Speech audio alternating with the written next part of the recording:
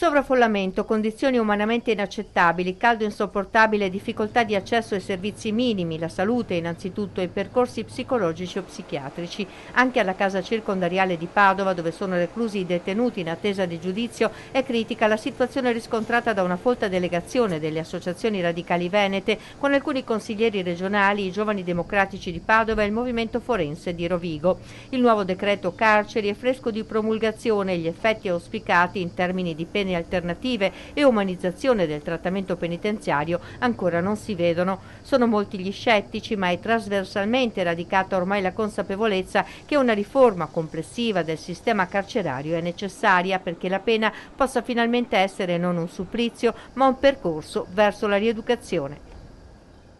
Abbiamo visitato tutto l'istituto, in particolare ci siamo soffermati sulle sezioni di media sicurezza.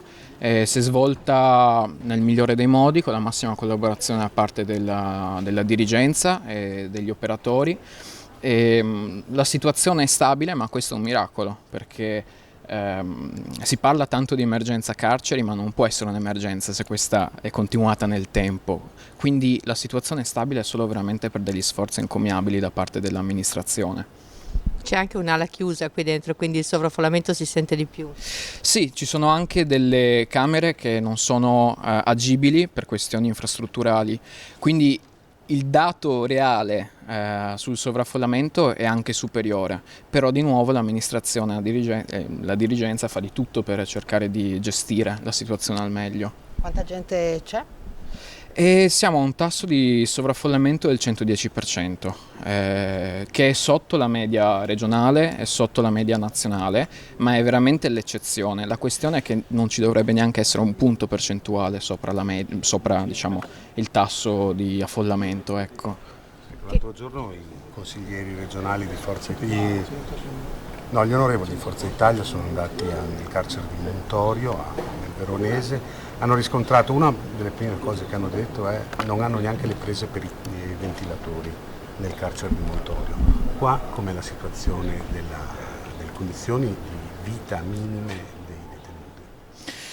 Allora è complesso da rispondere perché bisognerebbe mettersi d'accordo su che cosa sono i bisogni delle persone, perché se noi parliamo di bisogni basilari, sì, questi sono rispettati, però si parla appunto di condizioni minime e mancano progetti di reinserimento, di risocializzazione, attività di volontariato che possono dare una possibilità di attività ricreativa e finalizzata allo sviluppo della personalità. Questo manca completamente e quindi noi vorremmo lanciare un appello alle associazioni e cooperative ad aumentare i propri sforzi o iniziare con degli sforzi all'interno degli istituti, perché non tutti possono avere accesso a percorsi di reinserimento lavorativo e chi non può, soprattutto le pene diciamo di un periodo ridotto, per queste persone è difficile accedere a dei percorsi, quindi di fatto scontano qualche mese qua, escono senza nessun tipo di possibilità di reinserimento, è tempo assolutamente perso, inutile sia per i detenuti che per i detenenti, e poi il tasso di recidiva rimane alto e non bisogna stupirsi di ciò. In attesa di giudizio, qui quanto si attende in media e cosa vi hanno chiesto i detenuti? Allora, i detenuti ci hanno chiesto di farci da portavoce per cercare di sbloccare nei luoghi decisionali, ecco, tutte le misure necessarie per migliorare la situazione. Adesso si parla di decreto carceri, la questione è che quel decreto non può risolvere una situazione che andrebbe cambiata radicalmente in modo strutturale, comunque la soluzione non si potrebbe risolvere costruendo nuovi istituti. Bisogna proprio ripensare alla pena e rispettare il dettato costituzionale che prescrive la natura rieducativa, non punitiva, rieducativa, e questo effettivamente manca. Ecco, infatti i commenti generali sul decreto carceri non sono stati favorevoli da parte delle associazioni, c'è bisogno di ripensare alla governance. L'unica cosa che mi viene da dire è che io apprezzavo molto Nordio quando criticava l'approccio panpenalista quando non era al governo. Credo di parlare a nome di tutti quando penso che bisognerebbe riscoprire quell'approccio e rigettare quello panpenalista. Non si può pretendere da un codice penale o da un'istituzione totale come quella del carcere delle misure che solo una legge di inclusione sociale, di reinserimento sociale dovrebbero fare. Cioè, il carcere non può essere l'unica risposta a tutti i fenomeni. Senza approfondire la questione dell'articolo 73-74, il testo unico stupefacenti, per il quale 1/3 dei detenuti è presente. Cioè, il codice penale non può essere l'unica forma di risposta a dei fenomeni sociali, come dire, naturali. Sono sempre più anche le dichiarazioni della polizia penitenziaria, avete incontrato anche gli agenti? Sì, certo, gli agenti ci accompagnano costantemente insieme a tutto il personale educativo e noi le visite le effettuiamo anche per loro.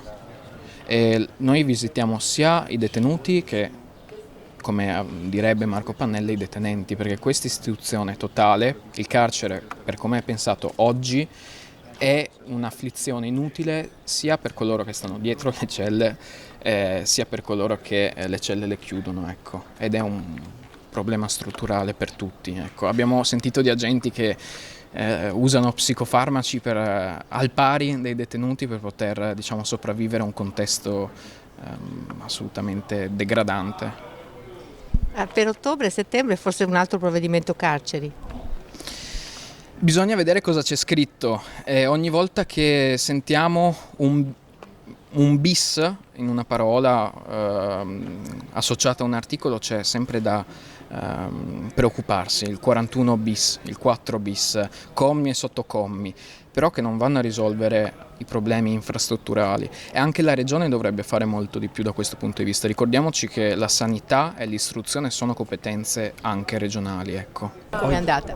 Allora, è stata una visita veramente utile anche proprio da un punto di vista politico per cercare di organizzarsi e fare proposte concrete e per cambiare questa situazione che è una situazione drammatica, emergenziale e tra l'altro aggravata da un caldo estivo esagerato che rende la vita dei detenuti e dei dipendenti della casa circondariale veramente difficile.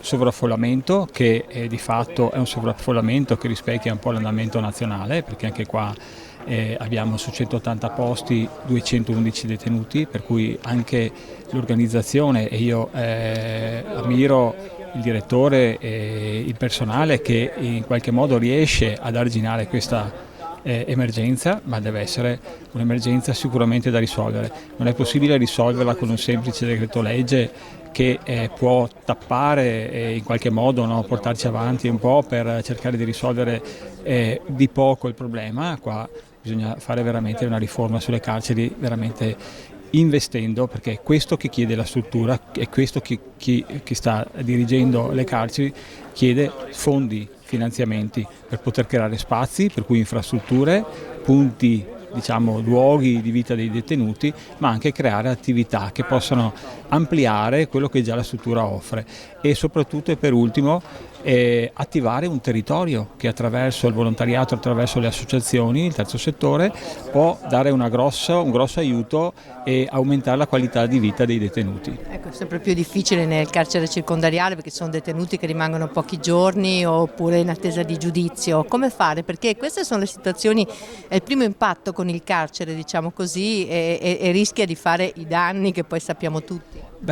Questo è vero, ci sono dei detenuti che rimangono poco, ma anche questi detenuti hanno bisogno di un rapporto umano, un rapporto di aggregazione e la possibilità anche di fare movimento fisico adeguato, la possibilità di vedere garantiti tutti quei diritti che qualunque uomo, essere umano, deve avere. E nello stesso tempo il territorio può fare in modo che questo possa essere garantito e logicamente poi tutto l'aspetto invece sanitario, psicologico, relazionale, anche il supporto psichiatrico che in questo caso abbiamo visto anche in questo caso in difficoltà, ma proprio per mancanza di risorse e non è possibile che una persona, un essere umano non abbia garantiti i diritti basilari e nel migliore dei modi possibili. In questi giorni Abbiamo incontrato tutte le varie aree, abbiamo potuto parlare, entrare nelle stanze, dialogare con loro, capire le loro difficoltà, i loro disagi, le loro ansie anche, no? Le loro veramente preoccupazioni rispetto alle situazioni in cui sono. Abbiamo potuto parlare col personale, scambiarci proprio i pareri, capire le criticità e col direttore stesso, ed è stata una cosa veramente utile perché senza voler giudicare nessuno, perché io capisco che tutti stanno facendo il massimo che possono con i mezzi che hanno a disposizione. La mia critica è prettamente politica, stiamo investendo delle risorse economiche immense per dei progetti discutibili anche a livello regionale e non pensiamo ai diritti basilari dell'essere umano, e che è quello di essere comunque di avere il giusto giudizio, il giusto processo, ma anche la possibilità di avere la giusta riabilitazione. Quindi la Regione cosa può fare di più? Allora la Regione di competenza può intanto portare risorse a dei progetti che possono essere anche temporanei, ad obiettivo, ma che possono supportare molto le attività quotidiane dei detenuti, e su questo ci possono essere progetti regionali ad hoc. Può garantire, e questo deve farlo in maniera più puntuale, l'assistenza sanitaria, perché è di competenza della Regione questa, per cui aumentare il personale di supporto, infermieri, medici, psichiatri, psicologi, operatori, educatori, animatori. Può fare molto su questo, e soprattutto investire anche attraverso pressione del governo nelle infrastrutture stesse, perché in questo caso c'è tanto da fare, ci sono tanti progetti da realizzare, ma non tanto per ampliare le opportunità, ma almeno per tenerle su, perché il carcere è cadente per certi aspetti. Senti, questi giorni, scusa, sono apparsi anche degli articoli importanti sulle prime pagine di Avvenire, di Repubblica, in cui si considera anche l'ipotesi di cambiare la governance del carcere, passando magari le autorità dal Ministero della Giustizia ai tribunali di sorveglianza che sono a diretto contatto con i detenuti. Le sembra una possibilità? Allora, tutte le possibilità migliorative e che possano rendere più efficace e più snello la gestione del mondo carcerario ben vengano. A livello centrale abbiamo visto che questo DL di carceri portato avanti da Nordio non è così efficace, è più quasi a livello di slogan che di effettive investimenti e accantonamenti di denaro, no? Per cui anche su questo sarebbe da parlare, bisogna investire risorse vere. Allora, l'impressione, intanto è la prima volta che entra qui? Allora, al carcere di Padova sì, mentre sono stata 2 volte al maschile di Venezia, una volta al femminile di Venezia e anche al penale minorile di Treviso. Quindi diciamo che non è stato un primo impatto, però comunque è sempre una esperienza che ti tocca, perché vedi appunto delle condizioni che non possono essere ritenute decorose. Ci sono stanze con tante persone, un caldo allucinante che in questo periodo insomma facciamo fatica anche senza aria condizionata a stare, senza ventilatore è veramente impossibile. Ma quello che più ci viene richiesto da parte loro è, oltre al discorso della maggiore igiene all'interno del carcere stesso, quindi con meno sovraffollamento di quello che c'è, anche la possibilità di chiamare più volte a casa, perché banalmente insomma sono poche le telefonate che si possono fare, tanti hanno famiglia, quindi vorrebbero avere un contatto più ravvicinato con la stessa famiglia. E poi non dimentichiamo che dal lato sanitario e sociale la Regione ha competenza, quindi anche le nostre mozioni che chiedono alla Regione di interessarsi del problema relativo alla tossicodipendenza, perché sappiamo essere una piaga molto diffusa nelle carceri, è un tema che la Regione deve seguire, quindi anche sul lato del sociale con gli educatori e i mediatori culturali la Regione deve fare la sua parte, non si può sempre delegare al governo quando abbiamo la competenza alla nostra portata di mano. Dopodiché sta al governo fare una legge che questa volta non vada a finire come è successo in tutti questi anni, ovvero che si vada a toccare efficacemente tutto il sistema carcerario. È appena stato promulgato un decreto carceri, a settembre probabilmente ci sarà una nuova revisione, qual è il suo giudizio? Ma io credo che dal lato della scarcerazione o depenalizzazione dei reati vada fatto qualcosa sicuramente. L'idea nostra è anche quella di prevedere delle case comunità per tossicodipendenti, perché qui oggi ne abbiamo visti diversi, forse la maggior parte hanno quella problematica e credo che andrebbe gestita in maniera diversa rispetto ad una incarcerazione in strutture come queste. Ecco, noi veniamo ogni anno a Ferragosta, un appuntamento immancabile, quest'anno in particolare se ne è parlato anche molto della situazione all'interno dei penitenziari di tutta Italia e particolarmente anche qui del nord-est, ma le cose faticano a cambiare, cioè come si può mettere mano a una situazione così difficile, da dove iniziare? Diciamo che da sempre c'è come una omertà diffusa su questo tema, c'è quasi la paura di vedere la realtà com'è. In realtà dobbiamo fare i conti con il fatto che queste persone ci sono e vanno rieducate, perché altrimenti se non puntiamo sulla funzione rieducativa, una volta usciti dal carcere commetteranno gli stessi errori del passato e non possiamo permettercelo. Quindi l'educazione prima di tutto, la formazione è anche importante, quindi attività lavorative, la possibilità poi di ricostruirsi un futuro al di fuori, queste sono strade che vanno perseguite, lo dobbiamo alle persone detenute che sono persone a tutti gli effetti, con gli stessi obblighi e doveri e diritti dei cittadini, tutti, ma lo dobbiamo anche alla nostra comunità per sentirsi più sicura, protetta e tutelata. Arturo Lorenzoni, un'altra visita, qui siamo al circondariale, quindi diciamo che sono le strutture più difficili da approcciare perché è difficile intervenire con dei progetti di lunga durata, cambiano continuamente i detenuti. Qual è la sua impressione? Che cosa l'ha colpita di più oggi? Ma l'impressione è sempre dura quando si entra in strutture come questa, vedere le persone private non solo della libertà ma anche della dignità in qualche caso è una cosa che dal punto di vista umano non può non toccare. Devo dire che la direzione di questa struttura si sta adoperando, ho visto una capacità di ascolto anche nel dialogo con i detenuti che abbiamo avuto occasione appunto di vedere oggi e questo è senz'altro positivo, però si parte dalle condizioni veramente molto sfidanti, gli spazi ristretti, la difficoltà di qualsiasi cosa, voglio dire, anche solo avere un farmaco per chi ne ha necessità diventa una procedura molto lunga e io capisco, non so, che uno che ha mal di denti e ha bisogno dell'antidolorifico, dover aspettare giorni è una cosa che diventa molto molto complessa. Qui il lavoro da fare ce ne sarebbe veramente tantissimo e secondo me dovremmo avere maggiori occasioni di scambio con la società esterna. Tante persone che possono dare qualcosa, anche ricevere, perché sono persone che dal punto di vista umano in molti casi hanno da insegnare. Però ecco, dobbiamo pensare come creare delle occasioni per poter migliorare la permeabilità tra coloro che stanno dentro e coloro che stanno fuori, perché a me il dato che sorprende, le persone che partecipano ai programmi di reinserimento non reiterano i reati, mentre chi non vi partecipa reitera e su questo io credo che ci sia veramente da lavorare. È chiaro che loro qui hanno delle risorse limitate e fanno quello che possono, però come società civile io penso dobbiamo pensarci, dobbiamo ragionare. Lo svuotacarceri di Nordio fa ridere andando a vedere le condizioni reali dei carceri. Qui bisogna ripensare la politica penitenziaria non in termini punitivi ma in termini rieducativi e mi auguro che si possa dare un contributo a iniziare dal Veneto. È una strada che tutti auspicano ma che è molto difficile da percorrere.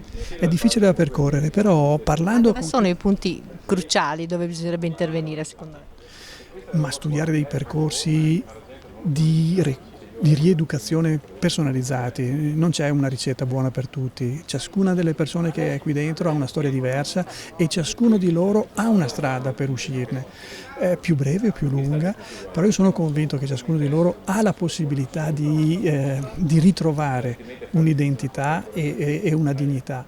E lavorare su questo, io credo ci sono persone straordinarie nel campo della psichiatria, nel campo della sociologia, nel campo proprio delle relazioni. E dobbiamo aiutare queste persone a venire a innescare questi percorsi, perché oggi sono molto rari per le difficoltà che hanno qui nella struttura di ospitare persone esterne. Però ecco, ho trovato che non c'è una chiusura a priori, questo è importante e io mi auguro che si possa riuscire. Si dice somministrare la giustizia da parte dell'amministrazione penitenziaria, forse bisogna uscire da questa burocrazia e dare servizi come Stato e non aspettare che siano solo le associazioni che entrano in carcere. Sì, però ecco, se ragioniamo in termini di mancanza di risorse bisogna iniziare come società civile a muoverci, però sono d'accordo, non è solo la politica penitenziaria, qui deve essere una politica di reinserimento, di rieducazione che è molto più ampia del carcere. Molti hanno puntato il dito anche sulla regione, soprattutto sul fronte sanitario, perché l'emergenza appunto dell'assistenza anche psichiatrica e psicologica dei detenuti è uno dei nodi più importanti. Sì, questo è un tema delicatissimo. Io devo dire abbiamo visitato la struttura ambulatoriale con delle persone preparate e direi capaci insomma, di affrontare queste situazioni che sono molto molto variegate e capisco difficili. Anche loro lavorano in ristrettezza di risorse e di mezzi. Mi ha colpito i tempi di attesa per poter avere uno specialista medico e su questo la Regione probabilmente può fare di più. Solleciterò l'assessore Lanzarin perché dia delle risorse e perché le USL possano diciamo così, avere più occasione di portare risorse all'interno del carcere. Non è possibile insomma, aspettare mesi per curare un dente.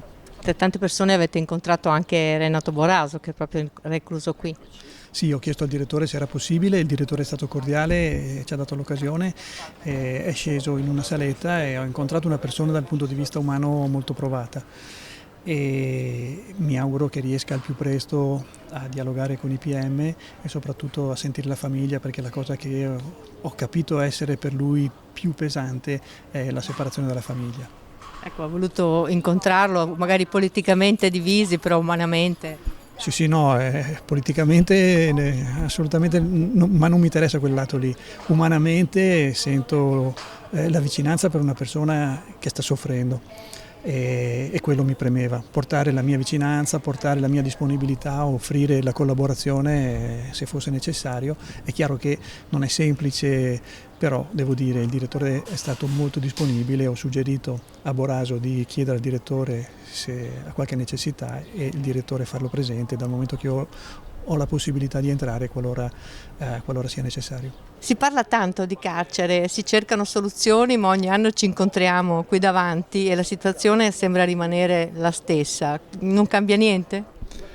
No, perché la situazione si è ormai incancrenita e descrive uno stato di abbandono da parte delle istituzioni, come se loro per prime non credessero più che in luoghi come questi, strutturalmente violenti, mortiferi, inumani e degradanti, possa essere davvero praticato quel principio costituzionale della rieducazione.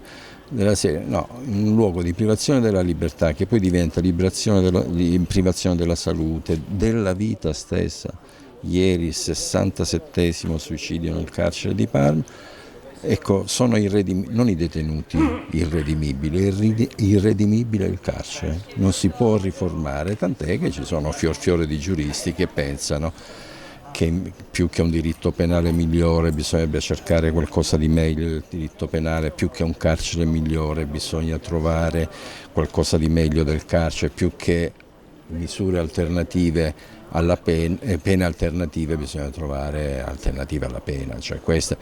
Poi ovviamente bisogna vigilare, bisogna vedere, bisogna venire ogni anno, anche perché lì ci sono persone che vivono della speranza di poter essere ascoltate e già per loro è un atto di considerazione. E non parlo solo dei detenuti, noi chiediamo quando entriamo anche qual è la condizione dei detenenti, Pannella li chiamava, cioè gli operatori penitenziari, in particolare la polizia penitenziaria, sono 18.000 in meno i poliziotti penitenziari rispetto alla loro pianta organica, peraltro tarata su una capienza regolamentare di 100 su 100, non 150 su 100, 220 su 100, no, detenuti.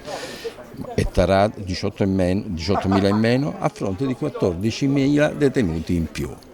Quindi io mi chiedo ai sindacati della polizia penitenziaria, non vi interessa nulla dei detenuti, hanno sbagliato, devono pagare, sono cattivi, eccetera.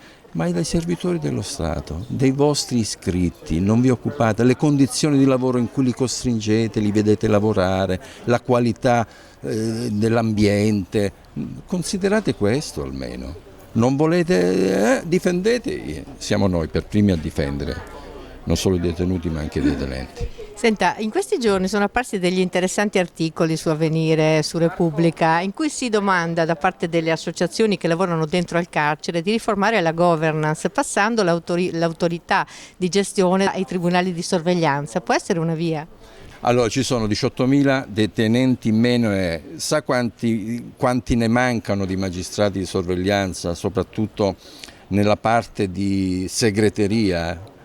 Cioè, già loro per fare soltanto sorveglianza sui diritti poi anche dei detenuti non ce la fanno. Immagina dover gestire quello che poi gestiscono invece anche direttori, educatori, eccetera. Verona Radicale, siete stati non solo qui, siete stati anche a Montorio, dove sappiamo che è una delle strutture con maggiori preoccupazioni anche per il numero di persone presenti e il clima generale. Sì, ieri nella giornata di Ferragosto siamo stati assieme alla Camera Penale Veronese in visita a Montorio, dove c'è un tasso di sovraffollamento molto preoccupante. I dati aggiornati ieri ci parlano di 582 persone detenute a fronte di una capienza di 335 posti disponibili. È davvero una situazione importante che va affrontata, parlando con i detenuti e in generale con la comunità penitenziaria, quindi anche con chi vive a Montorio, sono emerse problematiche sia di tipo sanitario, quindi condizioni di igiene in particolare in alcune sezioni, un caldo soffocante e soprattutto una carenza di attività formative, attività di lavoro, di formazione professionale. Ecco, caldo soffocante, come si vive dentro al carcere questa estate così calda e torrida? Non so davvero che dire, nel senso che per me era la terza visita a Montorio e sono tornato a casa molto scosso. Il caldo era davvero qualcosa, come diceva lei, di insopportabile, non si riusciva a resistere, c'erano pochissimi condizionatori e quindi aria condizionata assolutamente assente e quindi per quanto è stato provante per noi rimanere qualche ora dentro le mura di Montorio, ti viene da chiederti come sia vivere lì tutti i giorni.